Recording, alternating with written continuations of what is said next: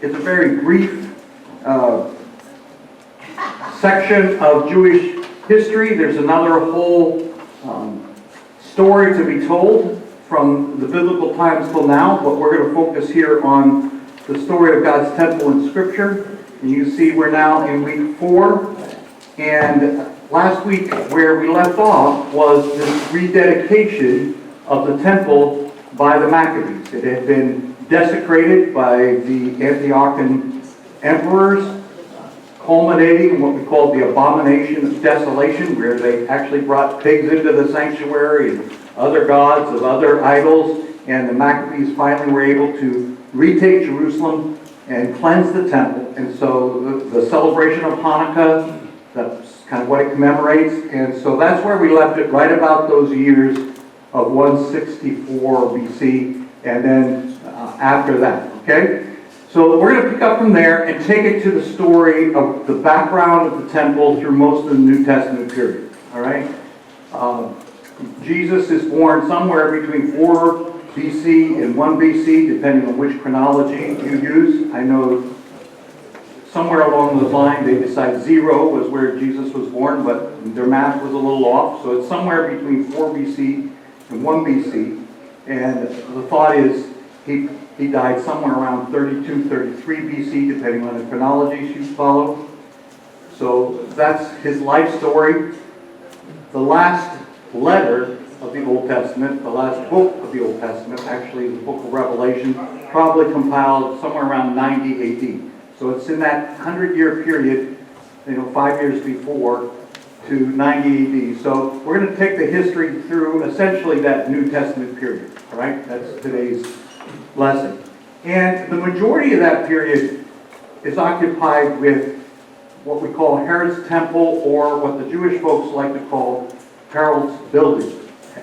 Herod's building. And they're not quite ready to grant to that person Herod the title of building a temple, right? It's not the temple the way the temple was in the old days. But anyway, that's the period we're going to look at. So just to get us up to that speed, what happens after the Maccabees cleanse the temple is they become the de facto rulers of this particular area. Not kings, they were mostly priests actually, and leaders who developed into territorial secular leaders as well as religious leaders. That group, Maccabees, became what was known as the Hasmoneans. The Hasmoneans were kind of these priest/secular leaders that worked together. Sometimes there was a priest who delegated things to a secular leader. Sometimes they were combined. Sometimes they were different people. But the Maccabees, who then became known as the Hasmoneans, they were the ruling party. And as often happens when you're in power for a while, then the intrigues begin to happen between the Hasmoneans about who's ruling, which family, which son inherits, all the stuff that happens. So this group that was gung-ho about purifying the temple, once they're in power, they get into the same problem that everybody else has, and they're fighting with each other about who gets to be in control. And during this period, the Antiochian rulers, or what we would know as the Syrian rulers, there's always this battle still ongoing between the Syrians and sometimes Egypt, still kind of vying for power in that area. So it's about this time that Herod appears on the scene. And so we're going to spend our time talking a little bit about Herod. He is a fascinating story. If you go back and look at it, he is given actually by Rome the title king. There had been no king since the division and the fall of Judah, but he was actually given the title king by the Roman government. There was a period of time where things were in a disarray, and to make a long story short, he becomes friends with some of the Roman emperors, allies, including people that you might have heard of, like Julius Caesar and Mark Antony, and back and forth. So through his friendship with them, and while there is kind of disorder in Judea with all these families fighting over who's in charge and who's going to run things, the Roman government kind of got tired of waiting for law and order. I mean, it was just out of control. So they appointed this particular person, Herod, to be king. So he became king, but he was appointed by the Roman Senate. And he expanded from that place. So he becomes king somewhere in that area around 20 BC, 19 BC. He's appointed to this. And there's this ongoing battle between him and the Hasmoneans. This is the problem. Now the Hasmoneans, they were from a Jewish background. They considered themselves the heir apparent. Herod was an outsider. He was from what we would now consider more of Arabia. And his family was a conquered people by some of these Maccabean, Hasmonean leaders. And so he became Jewish, but there was debate about whether he really came from a Jewish family or he was proselyte converted or maybe even forced to live according to Jewish law after the conquer. So he was definitely an outsider. And so there's right away this tension between the Jewish families who want to be in charge and want to rule the temple, and Herod, who is now the de facto leader appointed by Rome, which was not a huge recommendation to the average Jewish family either. And so now he has to instill himself as a legitimate Jewish leader in this group. And there's a lot of tension there. He is at times very brutal, very malicious. You thought Henry VIII was a challenge. Herod ends up with 10 different wives over the course of time. He assassinates one of them. He kills his own children. I mean, he was a very, very brutal kind of person, but yet he was also there to try to provide public works and famine relief. So he kind of had these two sides to him. But part of his public persona, part of what he's doing to prove himself both as a royal power, but also as a Jewish king, are building programs. And there are building programs all over this area. He launched several large projects, and one of them is this rebuilding and expanding of the temple. Remember, the second temple began under Zerubbabel, we called it. Zerubbabel's temple, the second temple, a small, modest affair. When Herod begins his rebuilding program right around 20 BC, he immediately expands it. And so he now wraps it, and this is really the layout of the temple during the time of Jesus and through most of the New Testament. Now, it took many years for this thing to build. He started the building, you thought that Roser had long building buildings. This plan started like 20s. It wasn't finished till 64 AD, so 80 years later. So you thought you had to wait a long time for this, right? I mean, this was 80 years.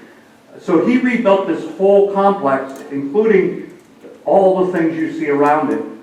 Now, the temple itself that's in the middle, oddly enough, from what we could tell, and how do we have information about this? Most of the information we have about this temple comes from the writer Josephus. Josephus is born somewhere, I think, around 35 AD, something like that. So he's right after this, and he's writing the history of this, and he's alive in this temple before it's destroyed, and he's part of the story a little later. So most of the information we get comes from him, because this has all been destroyed. The only thing left are portions of the four outer walls. And we'll talk about that in a moment. So he built this whole thing. Let's see, there we go. So he created this courtyard, and you can see this, you see a lot of references here to things you see in the New Testament. This is roughly the size of the original temple, that is in terms of width and length.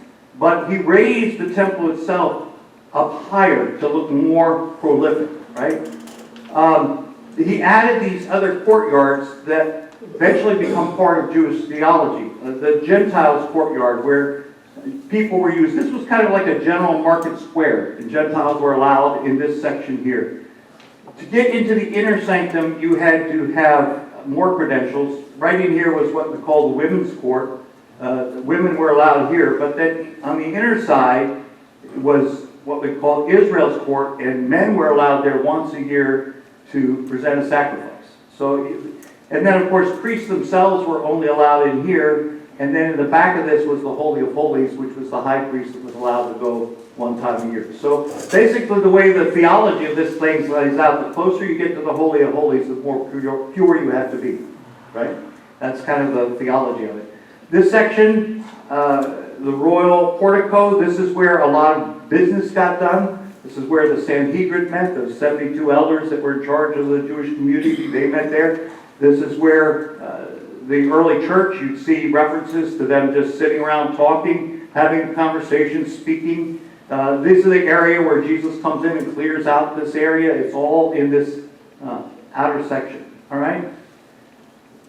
And this all faced east. So this was all Herod's doing. And to get you another view of this, one of the challenges of building this was the fact that of the rough terrain.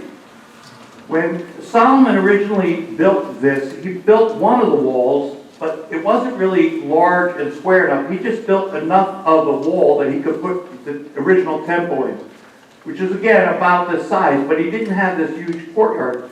What Herod did is these walls he had to build up. So in some cases, he had to dig down, establish foundation. Then he built these walls all the way up, all the way around. So what's standing now is what we call the Western Wall, or the Wailing Wall. This is the eastern entrance. The Wailing Wall was over here. This is where the part that stands. And so there are kind of pieces of this wall that you can still see, but it was destroyed and torn down, as we're going to see in 70 AD.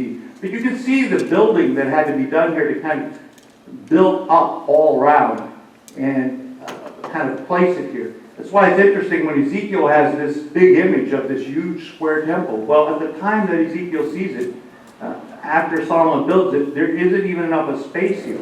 This courtyard he creates is now twice as large as the original one. It's about 500 yards long, about 345 yards, something wide, and it went from like 17 acres of space to 34 acres of space. Like he doubled it, all from building this up and filling in and creating these huge blocks. Like some of those blocks are like 70 tons worth of stone that were hand cut. And they have found quarries in the area that they believe he used to build this. So you can see it's quite an impressive structure that he put together here over those years. And this inner part was apparently ready in a very short order of time, a couple of years, but the rest of it, this whole edifice here, took the rest of the time to complete. All right?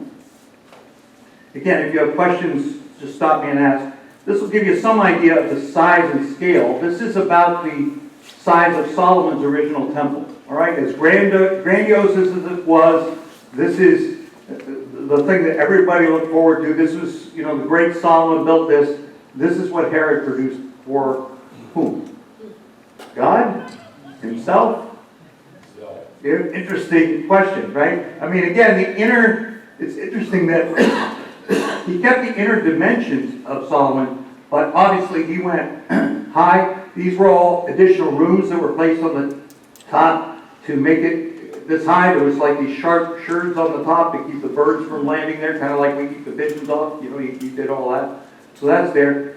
The other major change he made that kind of tell us what his motives are, he created a major problem in that right at the gate to the temple, he put an image of the Roman eagle right at the entrance to the temple. So he did not score big points with the Jewish people doing that. And that actually becomes an area of tension later on. But you can see the size difference between the two. He has really kind of expanded the courtyard to make that happen. And you kind of here you can kind of see the comparison to Solomon's temple. This is his side of the courtyard, and this is the American football field, since you guys have a frame of reference. Right? This is about the size we're talking. All right? So this was all one of the many projects he put together. And you remember I pointed out this, the courtyard of Gentiles on the outside here. They have actually found two of these, one in Greek, one in Latin, but there's actually a warning there when you make the transition from the court of Gentiles into the Jewish area. There's this sign dating from about this period that they think was from this era of Herod's temple. It says, "No outsider shall enter the protective enclosure around the sanctuary, and whoever is caught will only have himself to blame for the ensuing death." A little threatening of curse. If you're a Gentile and you go into the Jewish area, into that courtyard of women, you do not belong there. And you may remember the story associated with the Apostle Paul, that a little later in his career, he's still a faithful Jewish person, even though he's saying that the gospel is also for Gentiles. He's actually a practicing Jewish person. At one point, he goes into the temple and to shave his head and also to be part of a blessing, a vow that he made, to repay a vow. And he has all these Gentile friends. And so when he gets up before the Sanhedrin to be accused, they said one of the charges were he brought those Gentile friends into the temple. And he has to say, no, I have witnesses. I didn't do that. None of those Gentile people would come in. Because you can see, it's interesting, you read that story, you're like, is that a real thing or is that made up? Thanks, guys. All right. They're living on a boat out there. Yeah. And they can't go back out in the dark because then they'll be in the water all night and we'll have to find them. Just have to get my mask light up. But yeah, so, and here it is, right, documented there. Welcome back. Glad to have you. You take your skateboard with you. Otherwise, we're going to sell it and give it away.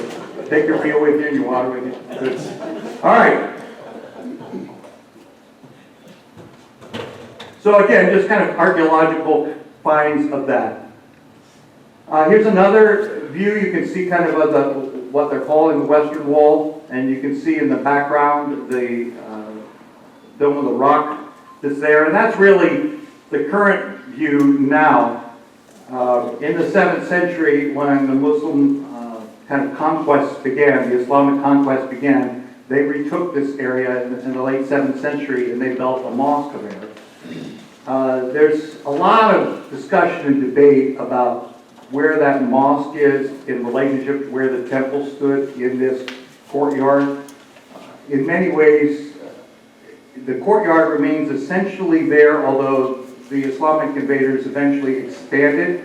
This original mosque was from the 8th century, or 7th century, the late 600s. Then in the Middle Ages, like in the 10,000, 50, 60, something like that, it was there was damage to it, and so they rebuilt it. So that's what you see there. And today, when travelers go there, they're not actually allowed up there in that Islamic area. You can visit places that some of you have been there, and you know better than I do. There are ways that you can go underneath, and they have guides that will take you down below. You can see some of the walls and some of these other features, but you're not able to go into the courtyard itself because it's reserved for Islamic work. So that's kind of that temple, the way you see it. Any questions from this heritage? I feel like I'm doing this period an injustice, but it was quite an edifice. I mean, you remember the disciples standing around and saying, wow, what a marvelous thing this is. And now you kind of get a visual of why they're so impressed with that. Yes? It's so big, were there any dwellings in it, or was it just a religious facility? No, there was no dwellings, other than there were rooms for the priests to go and get ready and stuff, but nobody slept there. In fact, even Herod's palace was down off to the side further, back earlier. Let's see. You can actually see, I think, in this map here, you can see Herod's palace was down below. Praetorium. The closest thing we have, if I go back to the original, this area here, you'll remember in some of the Gospel New Testament stories, there's a prison where people are kept. There's actually a Roman garrison kept nicely outside. There's like a moat that separates this from the holy place, but it was actually a Roman fortress, if you will, or a Roman stronghold, so that people could actually be put in prison there. So that's where the Roman guards hung out, very close in case trouble broke out, but they weren't allowed in the wall. Yes? Yeah, just looking at this again, he must have had compassion, because if you look at number 5, Chamber of the Lepers. Yes.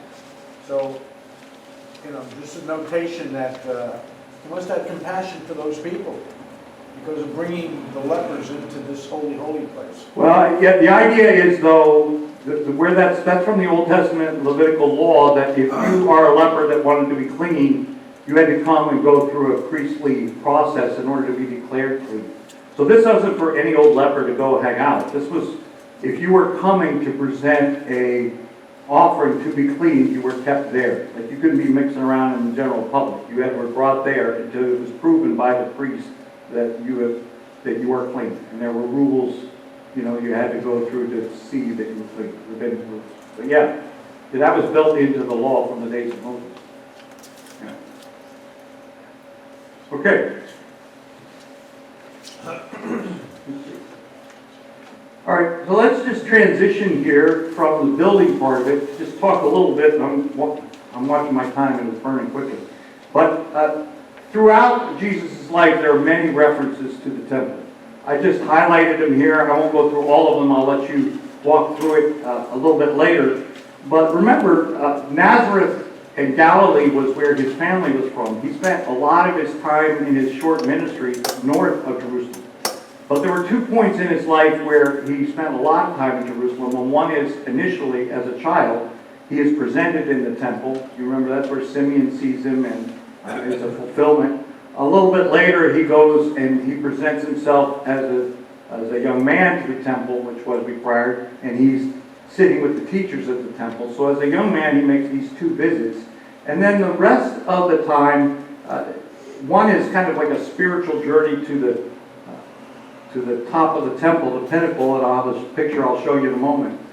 And then the rest of it is kind of later in his life when he returns. And he's that last few years in Jerusalem where he's facing the opposition. And that's where a lot of these things happen. Let me just, in addition to the temptation thing, let me just point out a couple things here. This clearing of the temple courts, you kind of see that now where he had to clear all that out. Matthew puts it a little bit later in his narrative. John, for some reason, puts it up at the beginning of his narrative. People debate when that happened. The general consensus is that that's a literary thing. He's talking about something that happens later, but moving it up in his order of preference. But anyway, there's this talk of him clearing the courts. He makes this interesting statement when they're talking about, he's kind of talking about how this temple is going to be destroyed. And they're like, how can you talk about, like, look at this place. Like, this has been around forever. How, Jesus, can you talk about destroying the temple? And then he makes the statement, destroy this temple and I will raise it again in 3 days. Right? A reference to his upcoming crucifixion. Then this reminder, I tell you that something greater than the temple is here. I mean, here they are, they have this great temple in their midst, and Jesus saying, you want to talk presence of God? I got you beat. You think it's awesome that the temple's here? So he makes that comment. Again, there is this predicting the destruction of the temple that's coming ahead, that there's not going to be one stone left on top of another. There's this accusation, this fear in the heart of the people saying, look, if you keep talking like this, Jesus, man, the Romans are going to crush us. You can't be walking around talking about how, you're going to launch this kingdom, because don't you know what's going to happen? As soon as we aggravate the Romans, they're going to come in here and take away our temple and our nation, which they happen to be right. I mean, that was a challenge. And then, of course, that famous passage in Luke, where on the death of Christ on the cross, the curtain that separated the holy place from the Holy of Holies is torn in two. So in Jesus' life, he did spend a considerable amount of time, meaningful time around the temple, considering some of those stories and some of those conversations. I mentioned that pinnacle of the temple. You remember that one story from the temptation in Matthew and in Luke where he's taken to the pinnacle of the temple. Some folks think it's here on this side of the temple. And one of the reasons I showed you that site is you can see how, it's not just the length of the wall. He's plunging into valleys below. These were artificially high things. So when he's saying plunge yourself off the pinnacle of the temple, he's not like just to throw yourself off the top of a building. It's like throw yourself on the top of a building into these deep valleys all around. I mean, this would have definitely been a jump. So that's kind of the thought that Jesus was transported in some way up to the top of that. So now you get a little more visual what that might have been like. Okay, so I have 15 minutes. So let's talk about how this all comes crashing down. During this period of fight between Herod's rule and Herod's reign and what comes after. Herod dies a very gruesome death, and there's this ongoing battle about who replaces him. And in the ongoing fight over who's in charge, disorder breaks out again. I mean, it just turns into a mess. And the Romans are getting nervous because they're fighting over who's in charge and who's going to control all this. And so they send a Roman general to take care of the problem. And that Roman general, he doesn't go into the city. He just stops short. And on the way back to his fortress, he gets mugged by a bunch of Jewish rebels. And it starts this series of fights back and forth. Around 66 AD, there's this struggle for control. When Herod passes away, and there's the Hasmoneans, all these folks say, okay, we're going to retake control, right? We're going to retake control. And there's this battle that goes on.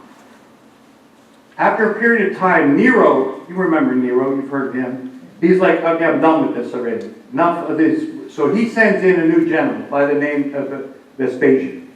And around 66 AD, he lands with a whole legion of Roman troops. He says, I've had enough of this. Like, I'm done. We're going to put law and order back into this place. And so he comes and he starts defeating all of Galilee by now, taking all of those northern towns where the rebels came and mugged the other general. He takes all of that back, slowly, and then builds these siege ramps and this years-long siege around Jerusalem, and basically is starving them out. Just starving them out.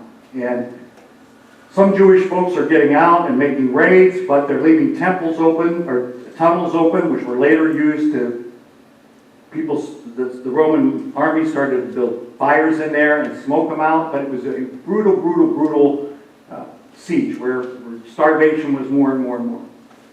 In the meantime, Vespasian, the story goes, there's a rabbinic story, that Johann Badzaki, there was a group of Jewish folks that were upset and figured it was the Jewish leadership at the time was the problem. So they escaped the city and went down to a little town called Yavne. And they were staying there. And the rabbinical lore is that at one point, Vespasian comes up through Yavne and meets Johann Badzaki, one of the rabbis there, and he gives a prophecy to Vespasian that says, someday you're going to become emperor. So there's this blessing, if you will, of Vespasian's work. So there's this Jewish group that begins to think, we're doing this wrong. And some folks now wonder, now we've also found this other whole community of Essenes that lived in the south, in the Dead Sea, as a kind of rebellious Jewish position that says, our job is not to fight the Romans anymore. All right? That's a punishment, if you will, for not living a godly life. So there's these sub-strands of Judaism that are forming in opposition to the ruling group. But Vespasian is there. He mounts the rebellion. He surrounds the place. There's this huge siege, suffering everywhere, and then he hears word that the current emperor has died.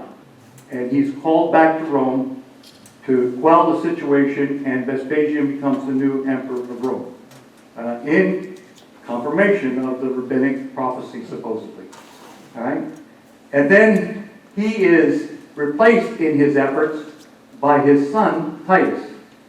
Titus is now the son of Vespasian. He starts to handle the rebellion. He does the cleanup operation. So he's there when finally the temple falls. Eventually the siege gives in. Like I said, they go into some of those tunnels, they set fires, they start to really bring down the walls, but then the walls start to pull down. He's yanking them down, not one stone left on another, if you will, ripping that apart, killing many folks in the process. And the story goes, it depends on who you listen to. Like Josephus tells one story, the rabbis tell a different story. The question is whether Titus intended to destroy the sanctuary. Because what happens is a fire gets started in the temple, just burns everything. Like they go in and raid it and pillage it and take it all out, but the temple itself is burned to the ground. And the question is that what Vespasian wanted, or was it an accidental act of one of the soldiers? The debate still rages. But the temple is in fact raided, plundered, burned, destroyed, pulled down, and the temple has never been restored since. It's been broken down at that point. And so all those stories of Jesus saying, yes, be careful, right on the horizon, something's going to happen, be careful, this is all going to end. And everybody's saying, what are you talking about? This big, beautiful temple that just took 8 years to build it, what are you talking about? And he's like, pay attention. And sure enough, 70 AD, within 30 or 40 years of his death, this thing is raised to the ground. That's the challenge. Then in Rome, it's interesting, we have this, what's called the Ark of Titus. It's still there. You can see it when you've been to Rome. I've been there. It's celebrating and commemorating this conquest. In other words, you can see there's reliefs in there. I probably should have given you separate pictures, but there's actually reliefs in there of soldiers carrying out menorahs and the sacred things of the temple. This is erected specifically to celebrate the conquest of Jerusalem. And there's still like a modern marker of this right in Rome from that period that was, or actually built afterwards, but to commemorate Titus's victory there in Rome. And somebody, you see a nice gentleman was up there cleaning and make sure we all get the message. And of course, that's now the challenge. Whenever you're reading through the New Testament, you're always trying to figure out, was this written before or after the temple was destroyed? Now, these Gospels, they were written about events that took place before the temple was destroyed. Jesus lived before. But when were the Gospels actually written? In other words, if you can read between the lines of the Gospel, they were reflections on Jesus, written later in a traditional view, which I'm a part of, before the end of the first century. These are not second century works. They were written somewhere 50, 60, 70, 80, whatever your date range is. So the question when you're looking at these New Testament works, or were they written, was the temple still standing? Can you tell from the work whether the temple was still standing? Or is this a reflection after the fact and the temple's already gone? Right? So that's the tension there. And when you go through Paul's writings, it's really, you can begin to see both sides. Remember, Paul is the one who follows after. So for a period of time, he's very contemporary, not too long after Jesus. I mean, he was there at the death of Stephen, so we're right there immediately. But he's there, actually, no, he dies at 64, so it's before the death, or before the fall of the temple. So all of his stuff is anticipating what's coming. So he's still alive, the temple is still there, but he's anticipating these other things.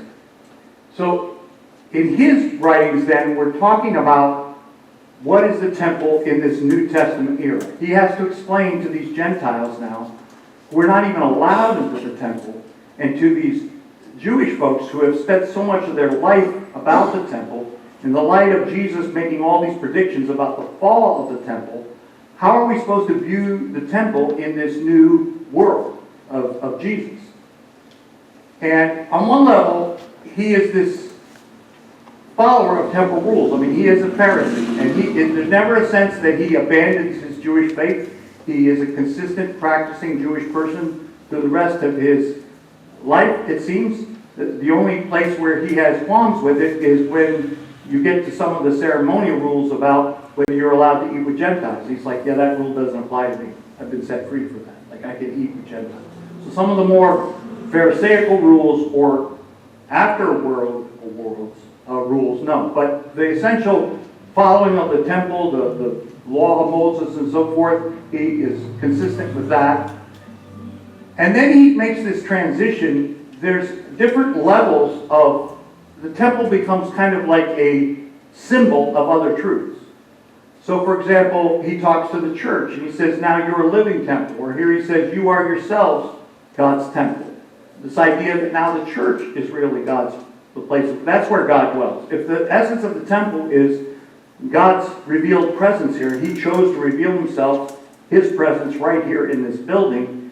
He's saying in this new world of the church where Gentiles are allowed in, the church itself, God's assembled people, that's where God has chosen to reveal himself. So in that sense, the church is God's body. Right? The church is God's temple. So that is one level of his teaching. But then he talks about the use of your personal body and how your body is now the house of the Holy Spirit. The spirit that's breathing in you is not just a human animal spirit. The Holy Spirit of God has been given to you and now dwells in your body. So there's another sense that your physical body is now the place of God's presence. That there's a holiness associated with what you put into your body and what comes out of your body. That there's a sense in which you're in control of what you take into your body. And by that, he's not just talking about food, he's talking about into your mind and into your thinking. That now the Holy Spirit of God dwells there. So the same respect you had for the Holy of Holies, where the temple is, you need to have about your physical person. You know, there ought to be that kind of regard for your body. So he has that level of teaching, all revolving around this concept that this is where God chooses to reveal his presence. And then in Thessalonians, he has this other view of temple, where he talks about this man of lawlessness who set himself up in the temple as the new ruler of this place. Well, what's he referring to there? He sees this vision. And we saw a vision like that again in Daniel, right? Of this person who was going to set himself up. Is that a future reference to an antichrist, or is that a reference to a more imminent event that will happen very soon? Is this going to be an incident happen in the fall itself? There are stories about whether Vespasian goes into the temple or not, whether the Romans go in, and they're right there in the middle of the temple destroying this thing. Later on, you have Caligula threatened to put images of himself inside the temple. So there are these Roman allusions that's coming here at the end of this. So there is something about how this temple, physical temple, it's doomed. But the idea of a spiritual temple, that God is making a transition here from this place to what's in the future. And ultimately then, we see that in the book of Revelation. That's the last place that I'll just touch on, and I can only touch on it briefly. I'll have to do a broader class here, but you see the temple, kind of that temple image in that final place. Now, when we get to Revelation, we're after the temple's destroyed. And we're in a new era of Jewish history. How do you be the people of God? How do you be a Jewish person now with no temple? You had to deal with that when you were in Babylon. Now you're right back in the same situation. Different overlords, Romans instead of Babylonians. But how are you going to be a Jewish person in this new world where priests don't matter and sacrifices don't happen and all this kind of stuff? How do you continue? And what does that mean for this new body of Christ followers? Like what do we do with that fact that there is no more temple? And so that answer is kind of shown to us in an interesting series of ways here in Revelation. The first is this idea that opening vision of Christ in that throne room, that's really the heavenly version of the earthly Holy of Holies. You know, that earthly Holy of Holies, the place where the Ark of the Covenant, you had this cherubim there overseeing that. That was an earthly reflection of what was the heavenly throne room. That's the idea, that this was not just the holy place, this was also the throne room of God. So that was just earthly reflection of what is a heavenly reality. Now again, not in the literal sense of the figures you saw, but the representation of those figures, that this is a holy God dwelling in a holy place. That's kind of the source of the revelation. It's this reality, this heavenly reality, that is now intersecting with earth. Right? So, yes, the physical temple has been destroyed, but the spiritual reality that it represented, it's still very much eternal and ongoing. That's the message in Revelation. That God's plan is not frustrated ultimately by the fall of this building. In fact, he refers to it then as the place for the faithful.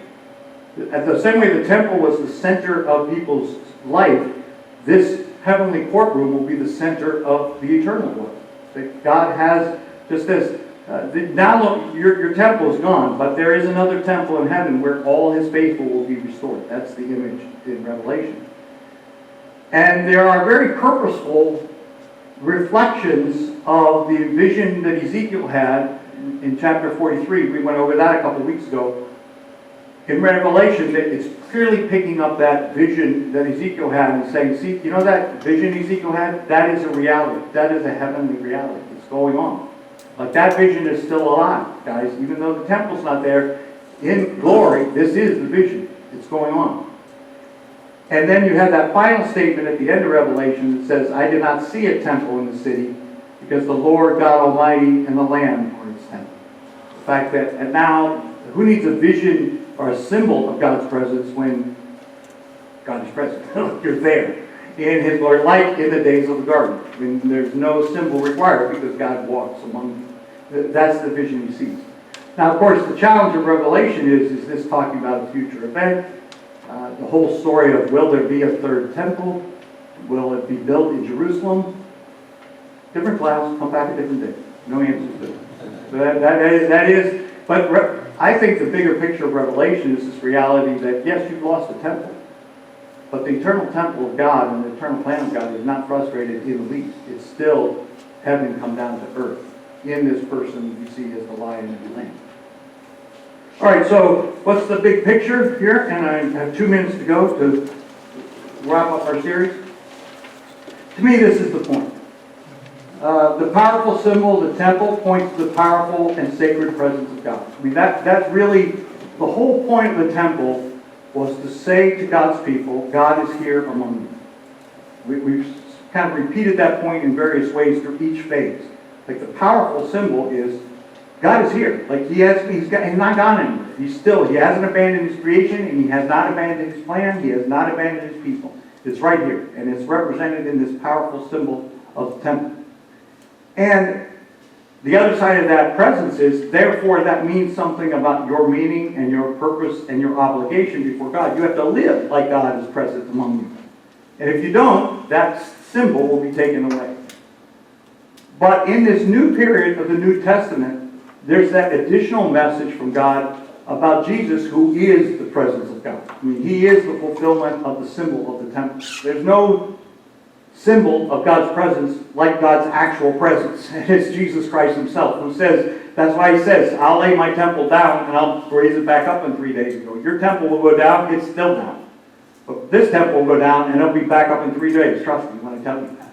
It's that promise of Jesus taking that message of the temple, is now wrapping it into Himself and saying, see, that's the same message, that God has not given up on His people. And unlike that physical symbol that did fall and never rose again, Jesus rises again to say that God's plan will, and you never destroy that temple. That temple will never be destroyed.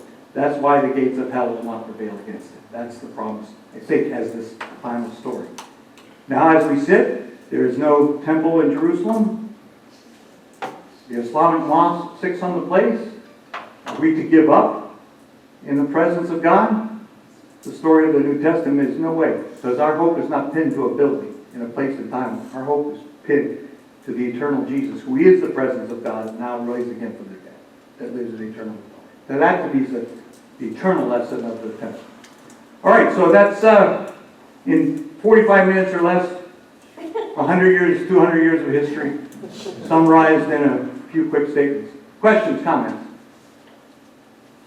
Yes? I sing a six, Yes. it's a song, I see the Lord Yeah. seated on the throne Yeah. exalted.